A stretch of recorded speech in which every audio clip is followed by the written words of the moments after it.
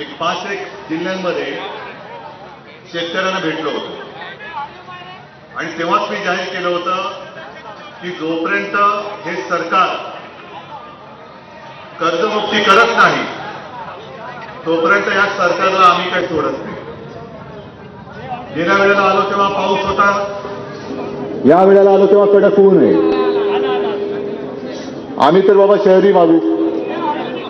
लोक विचारतात की हे काय जाणार तिकडे, पण दोन गोष्टी आपण करून दाखवल्यात. एक तर म्हणजे आपल्या परंपरेप्रमाणे जो दसरा मेळावा शिवाजी पार्कवर होतो तो दसरा मेळावा तुमच्या सगळ्यांच्या आशीर्वादाने पाऊस पडत असताना चिखलात तलावात म्हणजे तळत झालं होतं, त्या भर पावसात घेतला आणि आज तर कडक ऊन आहे. मेळाव्याच्या वेळेला सुद्धा विचारलं होतं लोकांनी की लोक चिखलात कशी बसतात. म्हटलं अरे आपल्या शेतकरी चिखलात ऊन वारा पाऊस काही असो आपलं सर्वस्व पणाला लावून आपल्यासाठी अन्नधान्य पिकवतो. त्याचं आयुष्य तर चिखलामध्ये असतं. आता तर चिखलच झालेलं आहे. आपण सारी सभा नाही घेऊ शकत तिकडे.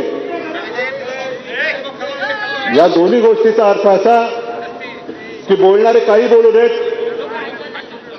इतर वेळेला तर शिवसेना तुमच्या सोबत आहेच, पण ज्या ज्या वेळेला तुमच्यावरती संकट येईल त्या त्या वेळेला प्रत्येक संकटाच्या वेळी शिवसेना तुमच्या खांद्याला खांदा लावून तुमच्यासाठी तुमच्यावरती आलेल्या संकटाशी लढल्याशिवाय राहणार नाही. मी जेव्हा शेतकऱ्यांशी बोललो 50,000 रुपये पर हेक्टर, हे काय मला स्वप्न नाही पडलेलं.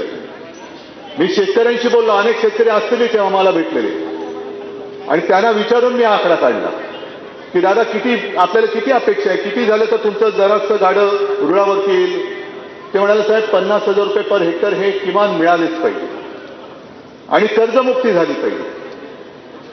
आता आपले जे विरोधी पक्ष आहेत म्हणजे आपले विरोधी पक्ष, मी संभाजीनगरमध्ये आल्यानंतर मोठमोठी होर्डिंग्स पाहिली.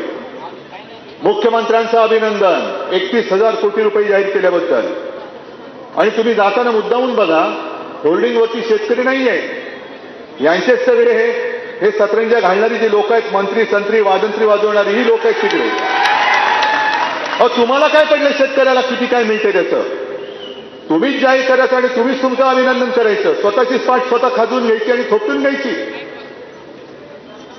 जर अभिनंदन करायचं होतं तर हा शेतकरी इकडे का आला?